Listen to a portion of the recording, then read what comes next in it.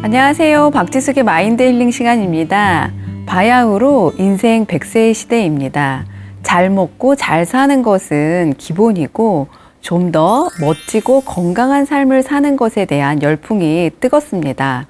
그러다 보니 어떻게 관리하고 생활 습관을 갖느냐에 따라서 같은 연령대라고 해도 천차만별의 삶의 질을 보여주고 있는데요.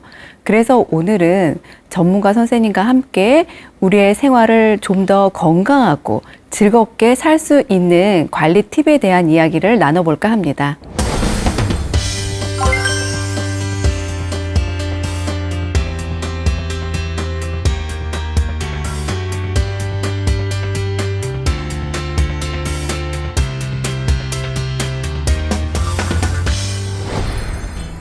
안녕하세요, 선생님. 안녕하세요. 함께 해주셔서 반갑습니다. 네, 대화 영광이죠.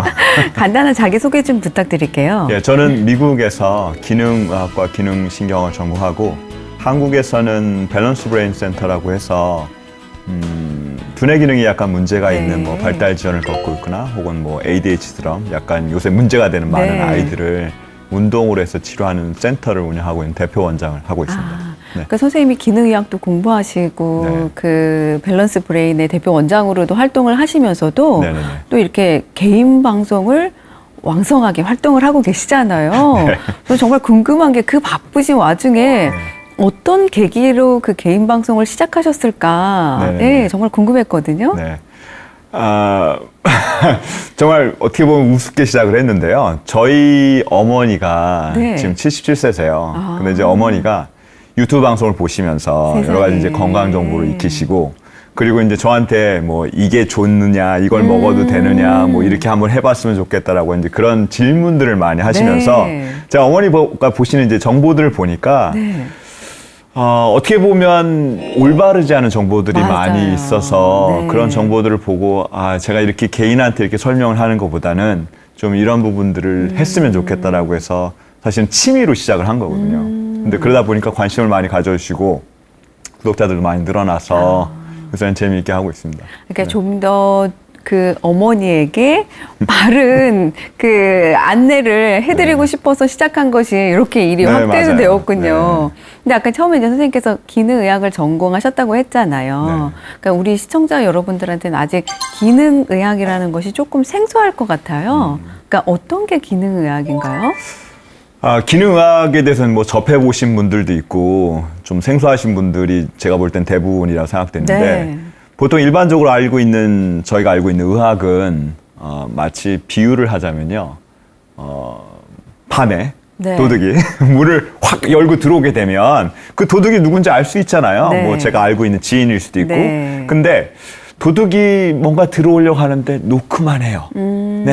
이게 누군지를 알 수가 없습니다. 그래서 문을 딱 열어봤는데 누구지? 라고 했는데 누군지 모르겠는 거예요. 그게 아까 약간 약 올리는 것처럼. 그래서 기능학은 약간 내가 증상이나 여러 가지 문제점들을 가지고 있지만 뭔가 그 원인들이 지금 현대의학으로는 규정하거나 증명할 수 없는 그런 문제인 거죠. 그래서 뭐 MRI나 CT를 찍어봐도 별로 문제가 없다라고 얘기하고 혈액 검사를 해봤는데 이상이 없다고 하고 저는 분명히 문제가 있는데 그러니까 그러다 보니까 뭐 시민성 문제라든가 혹은 이건 스트레스 때문에 그래요 아니면 이거는 당신의 머리에 있는 것입니다 라고 보통 얘기를 하는데 이제 그런 문제들의 근본적인 원인들을 파악을 하고 그리고 이제 질환이 어떻게 보면 생기는 스테이지들이 있는데 그 질병이 생기는 그 시점이 아니라 질병이 생기기 전까지 여러 가지 문제들을 파악하고 그 문제들을 근본적으로 해결하려고 하는 의학이라고 보시면 될 것 같아요.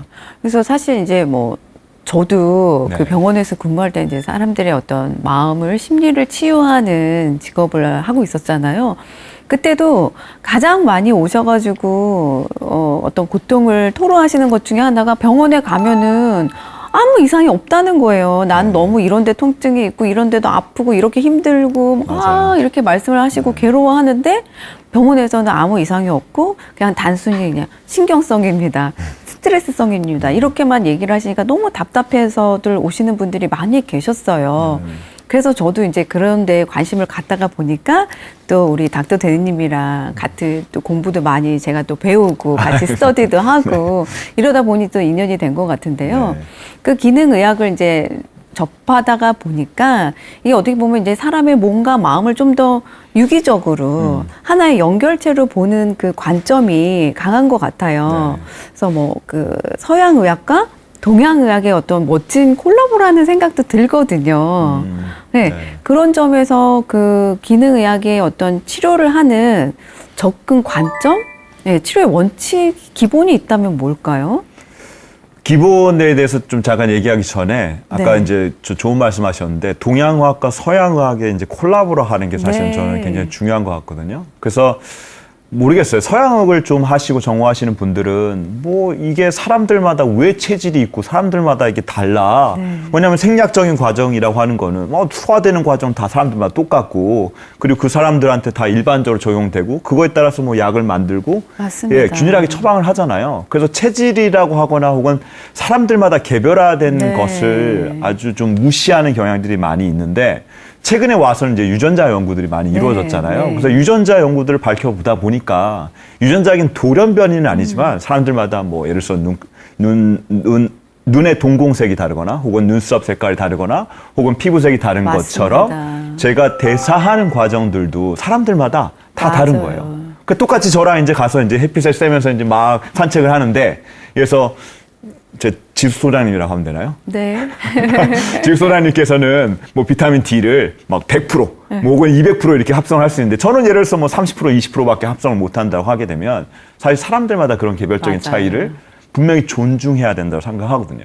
근데 이제 그런 부분들이 많이 밝혀지게 돼서 사람들마다 이런 개별차가 있고 이 개별차를 절대 무시할 수 없다고 하는 게 네. 중요한 관점을 생각해요. 그러다 보니까 뭔가 이제 원인에 대한 부분들을 살펴볼 때 기능의학은 이런 개별차에 대한 것들도 있고 그리고 뭔가 문제가 생겼을 때 공통적으로 적용되는 부분들을 다 고려해서 네. 전체를 보려고 하는 거죠. 맞아요. 네, 그래서 부분이 아니라.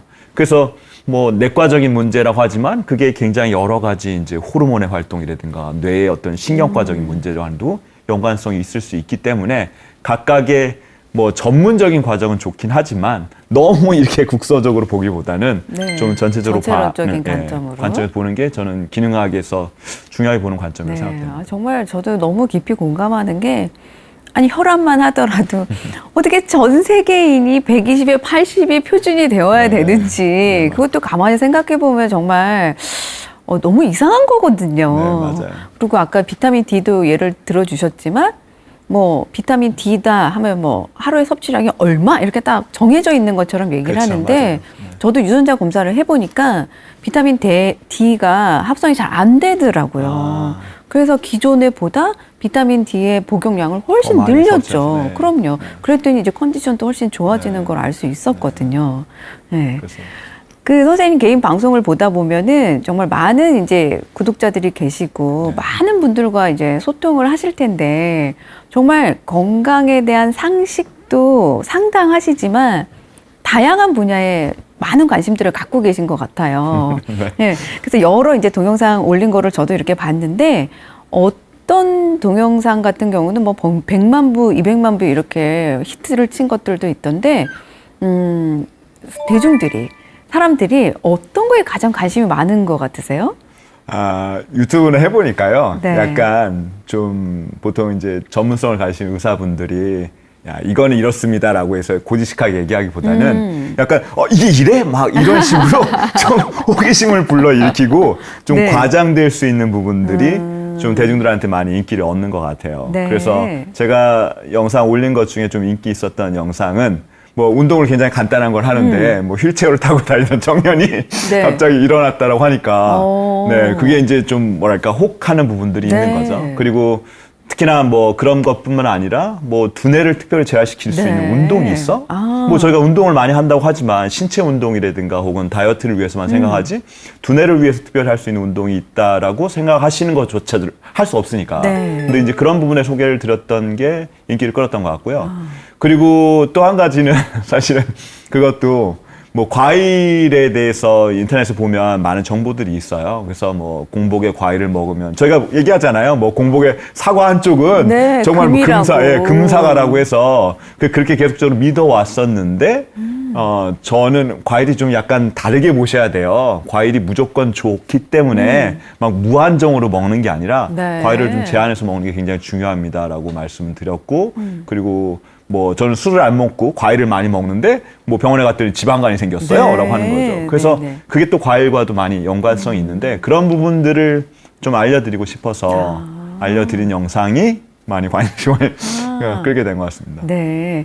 그러니까 그 말씀 주셨듯이 어떻게 보면 현대인들이 가장 그 고통받고 있는 뇌에 관한 영상이라든지 혹은 지금 기존의 상식을 파격적으로 조금 깨는 관점의 전환을 이룰 수 있는 그런 내용들이 인기를 끌으셨군요. 네, 맞습니다. 네. 그 닥터 데니님이 보시기에는 나이가 들수록 우리가 건강의 어떤 부분을 가장 기본적으로 챙겨야 할 것 같으세요? 아, 나이가 들면 참, 나이 드는 것도 서러운데, 모든 게 줄잖아요. 그래서 아시는 것처럼 이제 성 호르몬도 줄고, 성장 호르몬도 줄고, 그러면서 이제 여러 가지 저희 신체 기능들이 저하되게 되는데, 근데 그거와 관련돼서 이제 가장 전 중요한 건 뭐 뇌에 제가 관심이 많이 있다 보니까, 뇌 기능을 사실은 가장 좀 우선적으로 생각해 봐야 되지 않을까라고 하는 게 저의 이제 관심사기는 해요. 근데 이제 뇌 기능과 관련돼서 뇌에 어떤 것들이, 요소들이 영향을 미치는가를 봤을 때 뭐 염증 반응이라든가 혹은 뇌와 관련돼서 뇌의 기능을 향상시킬 수 있는 활동이라든가 운동이 중요하고요. 그리고 그와 관련돼서 이제 뇌 기능이나 여러 가지 대사 과정이 떨어지다 보니까 제가 평상시에 먹던 뭐 20, 30년 동안 내가 이렇게 식사를 해왔는데 이런 부분들이 좀 부족하게 될 수도 있는 거죠. 그래서 이제 영양소에 대한 부분들을 조금 더 챙겨야 되지 않을까. 그래서 저는 요약을 하면 뇌와 관련이 있긴 하는데 뇌에 영향을 미칠 수 있는 신체 염증 반응이라든가 그리고 뇌를 활성화시킬 수 있는 운동, 활동과 관련된 부분들 그리고 마지막으로 이제 어떤 영양소들이 저한테 좀 더 중요하게 작용할 수 있는지 부분들을 좀 고려해 보시는 그러면 이제 이렇게 말씀을 듣다 보니까 어떤 뇌의 재활 훈련, 뇌를 관리할 수 있는 이제 훈련법이라든지 그 뇌 기능을 증진할 수 있는 뭐 영양소 혹은 또 이제 뭐 식이요법이라든지 영양 이런 것들을 이제 전반적으로 중요하다고 말씀을 주셨는데 그래서 이게 1회에 저희가 끝날 수 있을 내용이 아닐 것 같아요. 그래서 이제 우리 요번에는 그 시니어분들이 아무래도 이제 주 시청자 여러분들이니까 제일 관심이 많으실 게 이제 말씀 주셨듯이 지금 뇌 기능일 거라는 거죠. 아까 말씀 주셨듯이 모든 이제 나이가 들수록 감소를 하는데 보통 지금 이제 관심을 갖고 계시는 것들은 이제 근육이 감소될까봐 막 되게 걱정하시고 머리 모발이 감소될까봐 걱정하시고 이제 이런 식으로 어떤 아웃핏에 대한 관심이 사실은 더 많으시잖아요. 근데 그거보다는 그거를 다 컨트롤할 수 있는 것들이 근본적으로는 사실 뇌 기능이잖아요. 그리고 이제 또 현대인들이 정말 가장 많이 그 발병하는 병 중에 하나가 또 하나는 이제 치매. 이런 것들이고 그래서 저희가 이제 오늘은 뇌 건강에 관한 이야기를 한번 해보고 싶어요. 아까 말씀하셨듯이 뭐 염증 이야기도 하셨지만 그 현대인들이 이렇게 치매가 많이 급증하고 있는 이유가 뭔가요? 저도 그 문제에 대해서 좀 많이 생각을 해봤는데요. 일단은 요즘 세상이 너무 이제 과격하게 변한 게 가장 근본적인 원인이라 생각해요. 근데 이제 과격하게 변한 게 사실은 우리 일상생활에 어떻게 영향을 미칠까라고 볼 수 있는데, 뭐 혹은 심지어 저희가 쓰는 스마트폰도 뭐 뇌에 어떤 영향을 주는지 잘 몰라요. 그리고 뭐 실리콘밸리에 뭐 진짜 돈 많은 뭐 백만장자들은 아이들한테 뭐 스마트폰을 안 준대요라고 하면서 그러니까 그런 급박하게 바뀐 여러 가지 자극들이 사실은 저희 환경에 어떻게 영향을 미칠 수 있는지 모르는데 그 자극들이 그냥 단순히 저희가 쓰는 도구뿐만 아니라 저희가 먹는 음식에도 굉장히 많이 영향을 미친다고 생각하거든요. 그래서 예전에 없던 음식들이 굉장히 많이 쏟아져 나오고 있잖아요. 그리고 이제 거기에 넣는 첨가물들이 뭐 연마다 뭐 몇만 개씩 만들어서 쏟아져 나오고 이제 거기에 들어가고 이게 뭐인지도 저도 모르고 그러다 보니까 여러 가지 자극들에 저희는 사실 유전적으로 우리는 유전적으로 그런 변화에 급격하게 대응을 하기에는 좀 부족한 몸들을 가지고 태어났는데 그런 변화들이 여러 가지로 뇌에 혹은 저희 몸에 영향을 미치고 있다라고 생각이 돼요. 치매와 관련돼서는 우리가 먹는 먹거리에 대한 부분들이 네네. 저는 좀 중요한 원인이라고 생각을 하고 있습니다. 현대인들이. 네. 그러니까 이제 다시 바꿔 얘기하면 어쨌든 외부 자극, 부정적인 그 스트레스네요. 그렇죠. 먹는 것도 외부에서 우리가 섭취하는 그 어떤 화학적인 스트레스고. 네. 그다음에 또 현대인들은 잠시의 쉼도 없이 네, 늘상 뭐 정신적으로 스트레스를 받고 있다 보니까 정신적인, 화학적인 이런 외부적인 스트레스가 가장 큰 치매의 네. 원인인 것 같다. 그러면 이제 그 치매가 걸리기 전에 사실은 하루아침에 뭐 그 다음날 뚝 걸리는 게 아니잖아요. 그렇지 않죠. 이런 전조 증상이 분명히 있을 것 같아요. 어떤 거를 우리가 잘 캐치하고 있으면 될까요? 대부분은 치매 전조라고 하시게 되면 뭐 기억력과 관련돼서 이제 많이 생각하시는 것 같아요. 그래서 영화에서도 뭐 기억력과 관련된 네. 문제가 생기면서 네. 치매를 이제 발병하니까. 근데 이제 치매의 전조부터 시작을 해서 그 발병의 전 스테이지를 보게 되면 네. 어떤 분들은 뭐 3년 혹은 5년, 10년 사람들마다 다 다르거든요. 근데 기억력이나 인지 과정은 사실은 이미 치매가 어느 정도 진행된 네. 상태에서 이제 발생하는 거고요. 그러니까 저희가 보통 깜빡깜빡하는 것과는 다르게.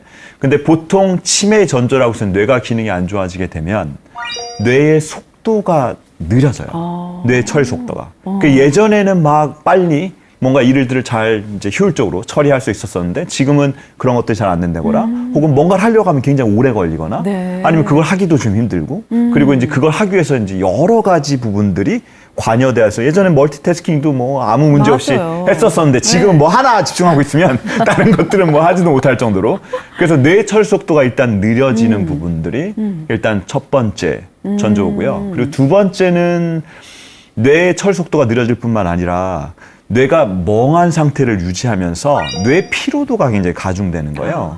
그 뇌 피로도라고 하면 대부분 이제 일반적으로 생각할 때는 그냥 뇌가 멍한 상태고 그냥 멍 때리는 게 그런 건가? 라고 생각하실 수 있는데 자도 피곤이 안 풀려요. 네, 계속 잠만 오게 되고 뭔가 이제 계속 수면에 대한 네. 욕구는 있는데 그걸 해도 뭔가 정신이 맑지 않고 뭔가 멍한 상태를 기록적으로 하는 것들이 치매 전조라고. 그러니까 안개 낀 것 같은 그렇죠. 그래서 현상을 브레인포그라고 얘기하죠. 저희가 보통 예. 얘기하는데. 그래서 치매 스테이지를 본다고 하면 치매가 실제로 진단할 수 있는 그 진단 기준에 맞는 치매가 있고 그리고 저희가 경도인지 장애, 우리가 네. 경도인지 장애라고 네. 해서 경도인지 장애로 검사를 해서 뭐 인지의 뭐 기억력이라든가 혹은 여러 가지 부분에 대한 문제가 있어요라고 하는 그 단계뿐만 아니라 주관적 인지 장애라고 해서 아까 말씀드린 것 같긴 한데요. 제가 증상은 있는데 뭔가 경도인지장애 검사를 해본다거나 뭐 치매와 관련된 검사를 해보게 되면 아무 문제가 없다는 거예요. 그렇죠. 저는 분명히 뭔가 뇌가 속도가 느려지게 되고 피곤하고 내가 깜빡깜빡하고 하는 것들. 그래서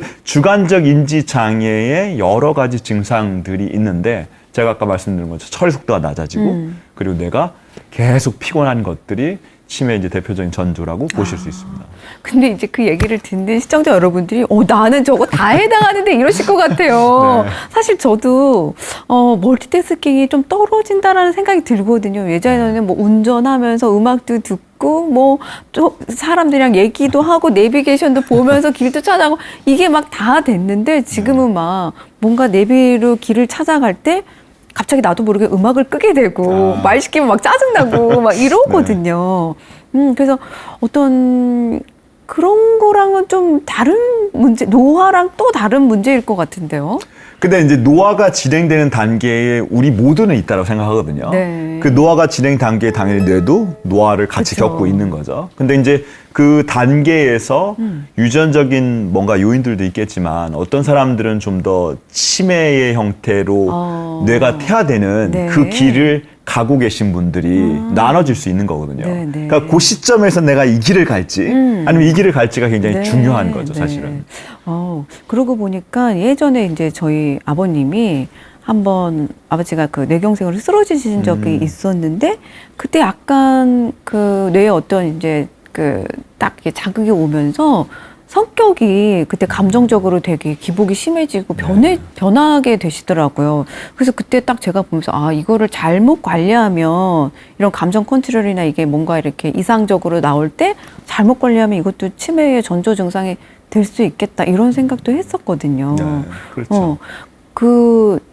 또 많은 분들이 궁금해하실 게 치매랑 그러면은 그냥 건망증이랑 어떻게 달라 이러실 것 같아요. 네.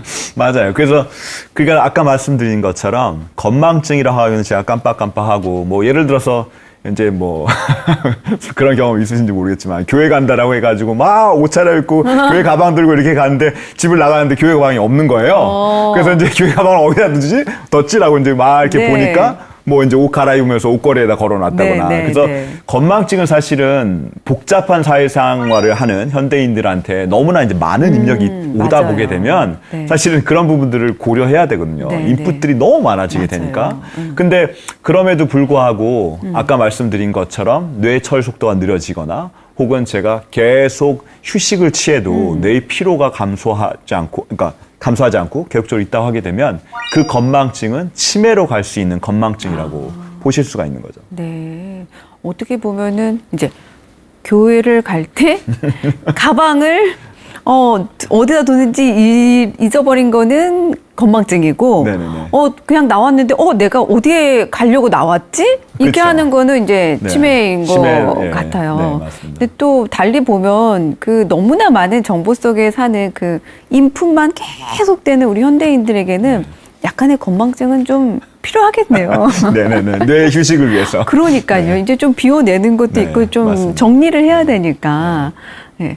아까 이제 그 선생님께서 그 치매의 원인 이제 말씀해 주시면서 그러니까 어떤 외부적인 스트레스, 뭐 식욕, 먹는 거, 정신적인 스트레스 이런 것도 같이 얘기해 주셨지만 염증 물질들이 다량으로 그로 인해서 발생된다라고 해주셨잖아요. 그 염증 물질에 대한 이야기를 좀 나누고 싶어요. 네.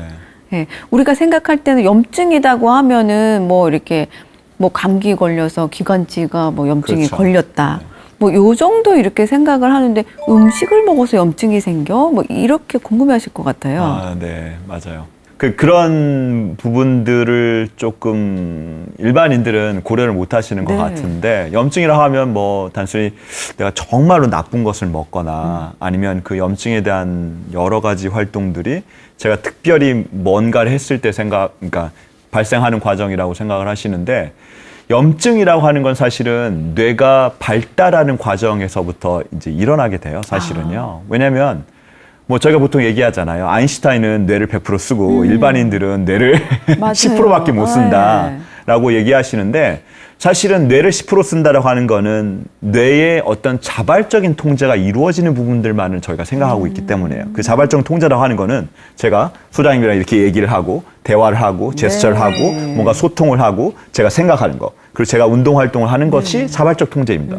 근데 이제 그 외에 이제 비자발적 통제라고 하는 거는 제가 이렇게 있어도 제 위장관은 그거에 맞춰서 활동을 해서 그렇죠. 혈액순환을 네. 공급해주고 뇌가 활동이 계속적으로 될 수 있도록 여러 가지 영양소를 공급하는 그런 부분들이 사실은 비자발적 통제인데, 네. 비자발적 통제에 대한 부분들은 대부분 사람들이 잘 모르고 있어요. 근데 이제 그 비자발적 통제가 대부분 뇌가 하는 일이고, 그리고 이제 그런 여러 가지 기능들을 하면서 뇌가 처음에는 완벽한 형태로 완벽한 형태는 아니지만 여러 가지 연결들이 된 상태로 태어나는데, 저희가 이제 뇌가 처음에 아이들이 태어났을 때 가지치기라고 하는 과정을 통해서 네. 이런 것들을 잘라주는 역할을 해요.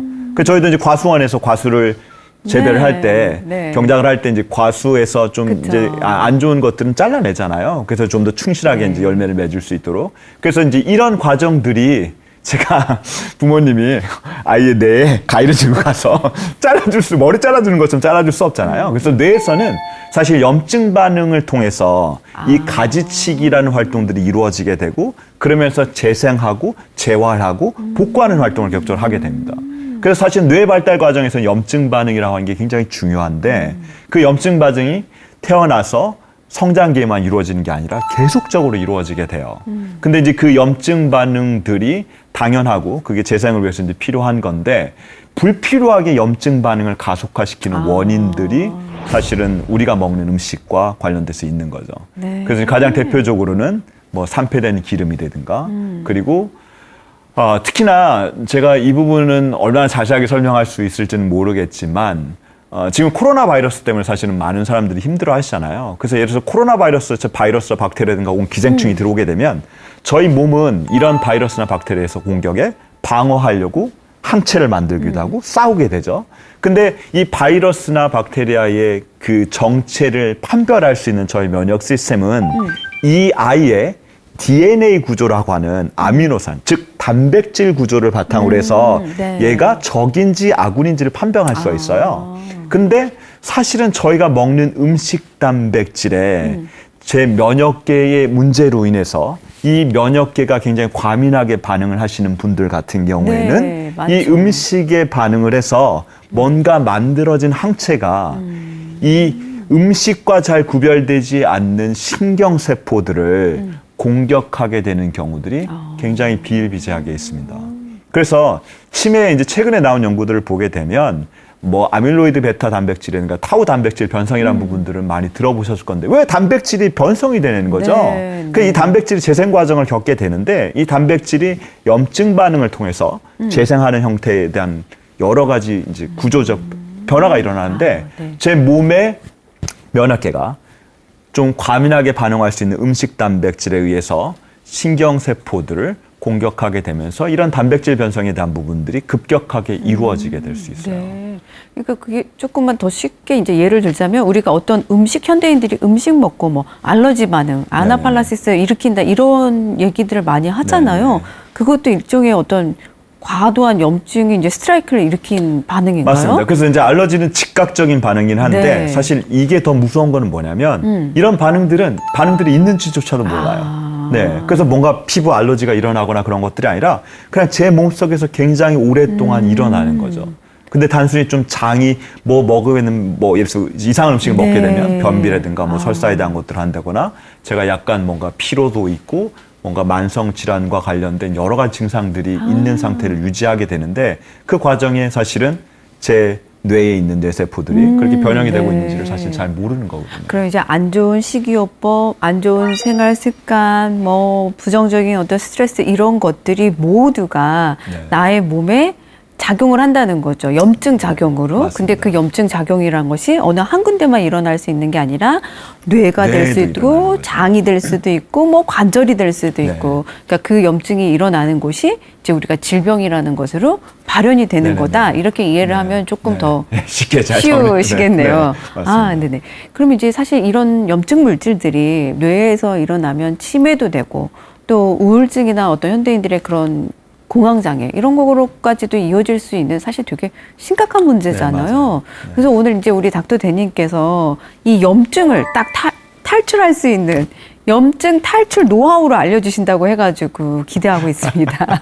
한번 공개해 주시죠. 네, 염증이라고 하게 되면 그 염증을 유발하는 것들이 음식 단백질 말씀드리긴 했는데 음식이 있을 수도 있고요. 그리고 제 몸에서 여러 가지 뭐 해독도 일어나고 대사 과정이 일어나면서 활성산소라고 하는 나쁜 물질들을 만들어내게 돼요. 근데 이제 이런 나쁜 물질들이 쌓이게 되면 제 몸에서는 또 이 나쁜 물질들과 싸워서 이길 수 있는 항산화제라고 하는 네. 좋은 물질들을 만들어내는 거죠. 그래서 산화가 되지 않도록 그쵸. 방어하는 거죠. 네. 그래서 활성산소라고 하는 여러 가지 나쁜 물질들과 항산화제가 균형을 맞게 되면 사실 제 몸에서 발생하는 여러 가지 염증 반응들을 제가 적절하게 조정할 수 있는데 활성산소가 너무 많거나 그러니까 이것들을 유발할 수 있는 뭔가를 계속적으로 먹고 계시거나 아니면 제 몸에 항산화제라고 해서 이런 나쁜 물질들과 맞서 싸울 수 있는 물질들이 부족하게 되면 너무 부족하거나. 네, 염증 반응이 과하게 일어나게 되는 거죠. 네. 그래서 항산화제와 관련된 음식들을 좀 더 추가로 먹는 방법들도 사실은 시기적으로 간단하게 할 수 있는 방법들이고요. 그리고 활성산소를 좀 더 많이 유발할 수 있는 음식들을 제한하는 것도 사실은 그 방법 중에 하나라고 볼 수 있습니다. 아, 그러면 이제 선생님께서 제안해 주시는 염증 탈출법의 가장 기본은 나쁜 음식, 그 활성산소를 만들 수 있는 나쁜 음식을 줄이고 네네. 그다음에 항산화 기능을 올릴 수 있는 항산화제를 많이 드시라. 그쵸. 이거죠. 맞습니다. 핵심은. 네. 그러면 이제 그러면은 활성산소를 많이 일으킬 수 있는 거는 나쁜 음식이야. 이제 이 정도까지는 저희가 이제 이해할 수 있을 것 같으세요. 그럼 항산화제를 많이 부팅시킬 수 있는 것들이 뭐가 있을까요?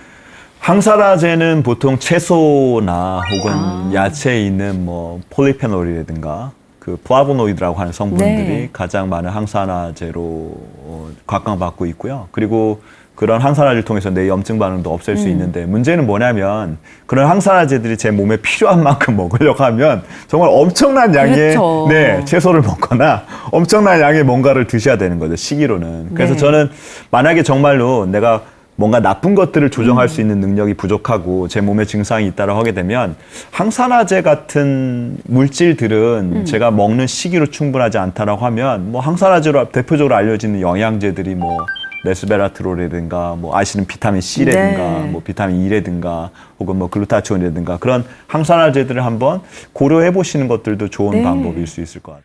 그 또 우리 닥터 데니님께서 가장 많이 말씀하시는 것 중에 하나가 나의 뇌를 10년은 더 젊어지게 할 수 있는 운동법이 있다고 네. 들었습니다. 네, 네. 네, 어떤 걸까요? 사실 저희가 활동을 하거나 운동을 하게 되면 BDNF라고 하는 뭐 신경 가소성을 네. 일으킨다고 해서 이제 신경이 좀 더 잘 연결될 수 있는 그런 물질들을 분비할 수 있다라고 얘기하죠. 근데 보통 보게 되면 아까 잠깐 언급한 것처럼 뇌 자발적인 통제 기능 외에 비자발적인 통제 기능을 하는 그 기능들이 아주 네, 많은데요. 네. 그게 사실은 제가 먹고 마시고 소화하고 그리고 싸고 뭐 네. 이런 대부분의 능력들이거든요. 그래서 심지어는 제가 배변하는 활동들도 뇌 기능들과 굉장히 많이 관련이 있어요. 네. 그래서 나이가 들게 되면 나이가 이제 드셔서 뭔가 문제가 생기는 것 중에 하나가 뭐냐면 소변을 보러 갔는데 저희가 예를 들어서 긴장하게 되면 잔뇨감이라든가 네. 소변을 자주 보고 싶잖아요. 근데 사실 평상시에는 저희가 그렇지는 않거든요. 우리가 그렇지는 않거든요. 네. 근데 예를 들어서 뇌가 안 좋아지게 되시는 분들 보게 되면 잔뇨감들이 그렇게 있어요. 그러니까 소변을 보고 왔는데 계속 뭔가 이렇게 찝찝한 거죠. 계속 또 보고 싶고. 그리고 소변을 보러 가서 제가 남자분들한테는 좀 우스갯소리로 얘기하는데 이제 공중 화장실 가게 되면 남자분들 소변기에 이렇게 네, 딱 서 있잖아요. 네. 근데 어떤 분들은 한참을 서 있는데도 소변을 못 보세요. 아이고 세상에. 예, 그래서 소변을 보려고 제가 자리에 앉거나 딱 섰는데 소변을 보기까지 굉장히 오랜 시간이 걸린다라고 하는 거는 사실은 뇌가 그 통제를 잘 못하고 있는 거거든요. 그러면 이제 우리가 그럴 경우에는 사실 연세가 드셔서 전립선 기능이 떨어졌다라고만 생각을 하는데 네. 그거 이상으로 뇌의 기능도 같이 체크를 해야 되는 그렇죠. 거군요. 네. 그래서 말초에 뭐 예를 들어서 전립선이나 네. 혹은 위장이라든가 혹은 장이라든가 말초의 구조적인 장기의 문제일 수도 있지만 그 장기를 직접 조절하는 건 사실은 뇌거든요. 맞아요. 그러다 보니까 뇌의 그 비자발적인 통제 기능들이 얼마만큼 저하되냐에 따라서 저의 삶의 질이 네. 굉장히 달라지는 거죠.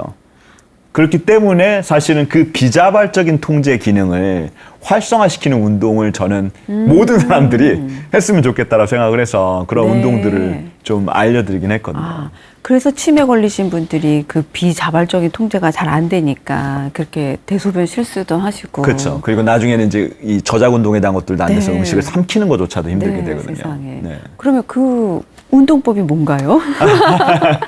네, 운동법은 사실 굉장히 간단하기는 해요. 그래서 그 운동법은 사실은 대부분은 이제 어지럼이 있거나 네. 뭔가 제가 뭐 조금만 움직이면 멀미를 잘 안 되거나 그리고 자극이 센 뭔가 자극을 받게 되시면 제가 이렇게 약간 구토가 유발하는 것처럼 네. 그런 증상들이 생기게 되면 보통 대부분 이비인후과 가셔서 뭐 전정신경이라고 해서 제 어지럼을 검사하죠. 예, 네. 어지럼에 대한 부분들을 검사하기도 하고 그리고 그거 관련된 이제 운동들을 처방해서 전정 재활 운동이라고 하는 운동이 있어요. 그래서 알려지기는 전정 재활 운동이라 알려졌지만 전정신경계라고 하는 것은 사실은 제가 몸이 움직이는 거에 따라서 이런 인풋들을 다 뇌에다 전달하게 되거든요.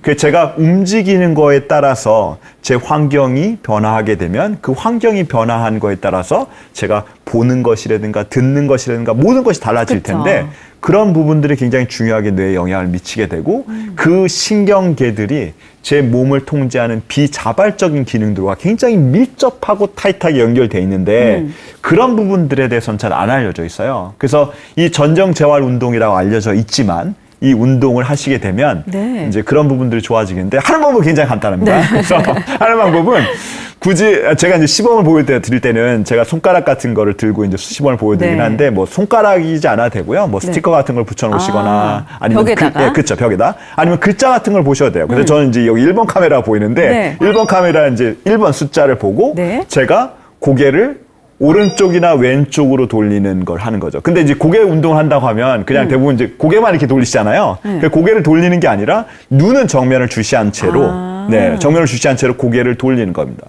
근데 이렇게 하게 되면 어떤 분들은 아예 고개를 돌릴 수 없다라고 하시는 분들도 있고 어떤 분들이 이렇게 돌리게 되면 얘가 자꾸 흔들려 보여요. 그렇게 얘기하시는 분들도 있어요. 그래서 이 고정된 물체를 보고 제가 고개를 움직여도 제가 정면을 주시할 수 있도록 하는 그 뇌의 능력이 그 비자발적인 통제와 굉장히 연관성이 있어서 중요합니다. 그럼 첫 번째 어떤 뭐 손가락이 됐든 뭐 스티커가 됐든 물체가 됐든 하나를 고정한 후에 고개는 좌우로 돌리되 시선은 이 손가락 스티커를 고정을 하라는 거죠. 그렇죠. 그래서 그 물체가 흔들려 보이지 않을 정도의 속도로 해서 제가 이게 너무 빨리 하게 되면 얘가 흔들려 보일 수 있잖아요. 그래서 흔들려 보이지 않을 정도의 속도로 해서 이걸 좌우로 30번 정도 하시는 거예요. 30번. 좌우로 천천히 30번. 네, 천천히 30번 정도를. 그럼 이제 어떤 나의 시신경과 연결된 나의 뇌 기능이 같이 향상될 수 있는 거죠. 이게 이제 첫 번째 나의 뇌를 건강하게 만들 수 있는 운동법이군요. 네, 맞습니다. 그럼 하나 또 보내주실 방법이 있을까요? 네, 하나 더는요. 이 좌우로 하는 것뿐만 아니라 상하로 하는 부분들이 또 힘들어하시는 분들이 있어요. 근데 이제 이 상하로 하는 운동은 이 뇌의 비자발적인 통제 기능들을 향상시키는 것뿐만 아니라 한 가지 예를 들게 되면 뭐 예를 들어서 이렇게 노인분들 같은 경우에 좀 나이가 들어가시면서 자세가 이렇게 굽어지시는 분들 있잖아요.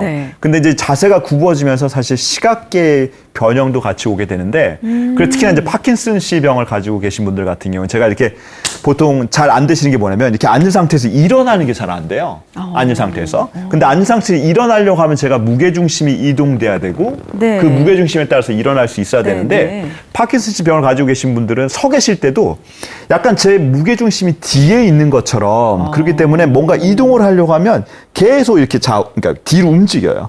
그러다가 한 번 움직이게 되면 막 달려가는 것처럼 달려가게 되죠. 그래서 뇌가 안 좋아지게 되면 제가 실질적으로 제 몸의 무게중심은 여기에 있다 할지라도 제가 마치 뒤에 있는 것처럼 무게중심이 이동하는 경향들이 굉장히 많아져요. 그러니까 그게 균형이 깨져서 그런 거예요. 깨진 거죠. 그래서 제 몸이 이렇게 이동을 하게 되면 제가 이렇게 천장을 바라볼 수는 없잖아요. 그죠? 그러다 보니까 이제 계속 밑을 바라보게 되고 위로 바라보는 게 굉장히 안 되시는 분들이 많아요. 그게 이제 시각계의 변화라고. 그렇죠. 시각계의 변화들이 같이 일어나게 되는 거죠. 그래서 이제 그런 변화들이라든가 비자발적 통제 기능을 좋게 하려고 하면 아까 똑같이 물체를 보신 상태에서 이거를 좌우로 하는 게 아니라 위아래로 하게 되는 겁니다. 위아래로. 예. 그래서 위아래로 하다 보면 위는 잘 되는 것 같은데 아래로 하는 거는 막 불편해 라고 하시는 분들도 있고 그래서 한쪽이 안 되는 방향이 있어요. 그럼 그 안 되는 방향에 대한 것들을 조금 더 하셔도 되는데 이걸 바탕으로 해서 아까 좌우 30번 하셨던 것처럼 위아래 30번 하는 거를 반복해서 해주시는 거예요. 그러니까 위아래를 하실 때도 시선은 여기 고정하고 고정하고 그러니까 그 고개만 위아래로 정면을 주시한 채로 고개만 위아래로 움직이시는 운동을 하는 거죠. 그럼 좌우로 30번, 그다음에 상하로 또 30번, 그다음에 내가 또 조금 더 안 됐던 부분을 좀 추가해가지고 좀 더 추가해서 그 방향을 더 하실 수 있고. 그럼 이렇게 두 가지 운동을 하시면 그러면 나 아까 말한 전립선이 좋아지는 거야? 이렇게 얘기하실 것 같은데. 네, 물론 좋아질 수 있는 가능성들은 훨씬 더 높다라고 생각되는데요. 그래서 이제 여러 가지 기능, 비자발적 통제 기능뿐만 아니라 최근에 나온 논문들을 보게 되면 이런 비자발적 통제 기능들과 그리고 그와 관련된 이런 전정신경의 기능이 사고, 인지, 기억력과도 굉장히 밀접하게 이제 연관돼 있다라고 얘기를 해요. 그래서 제 몸이 움직이는 방향에 따라서 움직여서 제 카메라를 보고 있던 게 제가 오른쪽으로 움직이게 되면 왼쪽으로 이동을 하잖아요. 그래서 움직이는 물체의 기억이라든가 공간인지라든가 그런 것들과 해서 굉장히 중요하게 작용을 하거든요. 근데 노인분들은 이제 그런 기능이 떨어지게 되니까.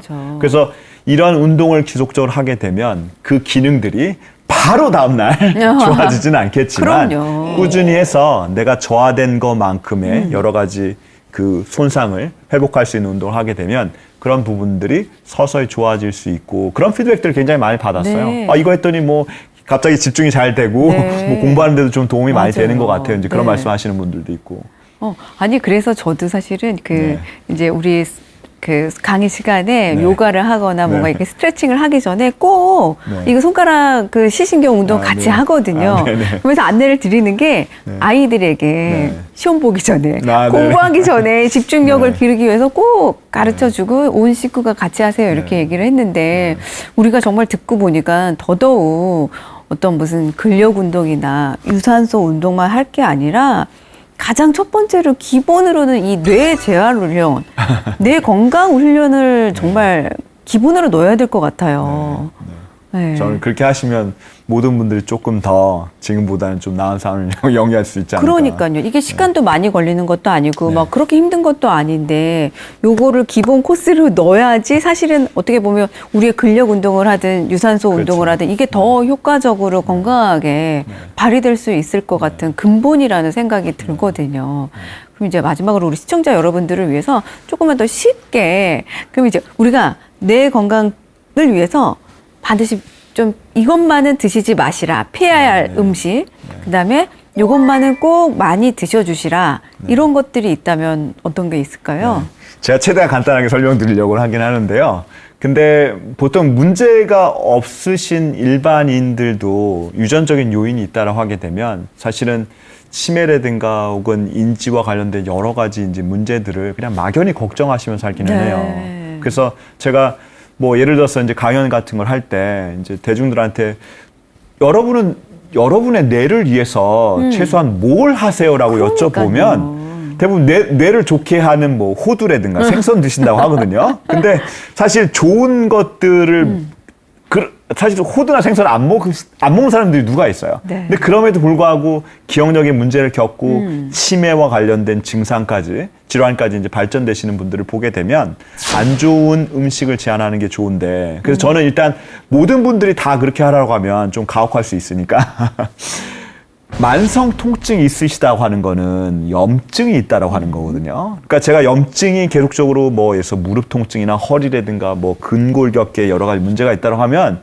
그냥 그걸 치료할 생각을 하셔서 치료하는 것들 중요한데 그거는 제 몸이 저한테 경고하는 신호예요. 사인을 네, 보내는 그렇죠. 거죠. 염증이 있어 지금. 염증이 있으니까 뭔가 이걸 하기 위해서 네 생활을 바꾸든가 그렇죠. 나가서 운동을 하든가 이제 그러라고 하는 거거든요. 그래서 그런 부분들이 중요해서 만성 통증이 있으신 분들 그리고 특히나 알러지라든가 여러 가지 면역계의 문제가 있으신 분들은 특히나 이런 안 좋은 음식 단백질을 주의하셔야 돼요. 근데 이제 그렇게 안 좋은 음식 단백질이 여러분들이 너무나 좋아하시는 다 좋아하는 거죠. 예, 여러분들이 너무나 좋아하시는 밀가루 음식과 유제품의 그런 음식 단백질이 많이 있어요. 네.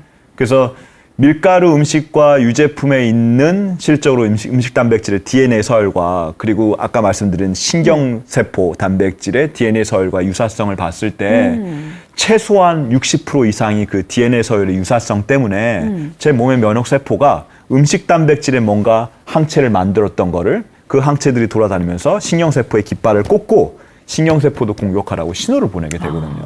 그래서 말씀드린 것처럼 뭔가 제 몸에 염증 반응이 있고 항상 통증이 있고 그리고 알러지라든가 면역계 반응이 있으신 분들은 특히나 이제 이를 유발하고 악화시킬 수 있는 밀가루라든가 유제품을 완전히 뭐 끊지는 않더라도 한 80% 정도는 좀 끊어보시려 노력하고 한 20% 정도는 뭐 지인들과 만나거나 정말로 내가 맛있는 거 먹고 싶을 때, 네, 그때 정도 허용하는 형태로 해주셔도 훨씬 더 좋아질 수 있거든요. 네. 네.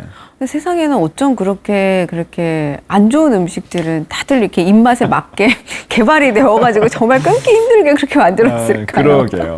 네. 그래서 지금 좋은 음식을 먹는 것도 중요하지만 이제 아마 말씀의 핵심은 정말 나쁜 음식을 가까이 안 하는 게 더욱더 중요하다.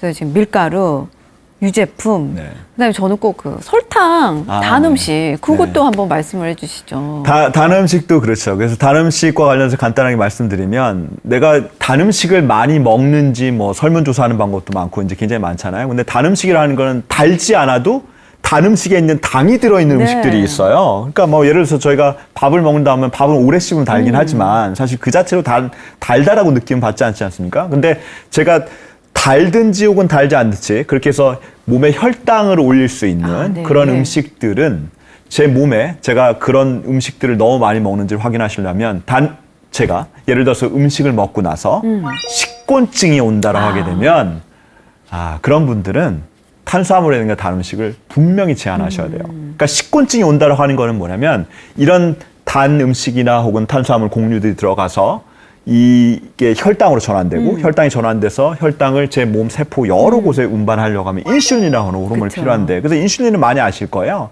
그래서 뭐 인슐린 저항성에 대한 얘기도 있고 그리고 이제 그런 문제가 생기면 당뇨라고 하는 질환도 생기지 않습니까?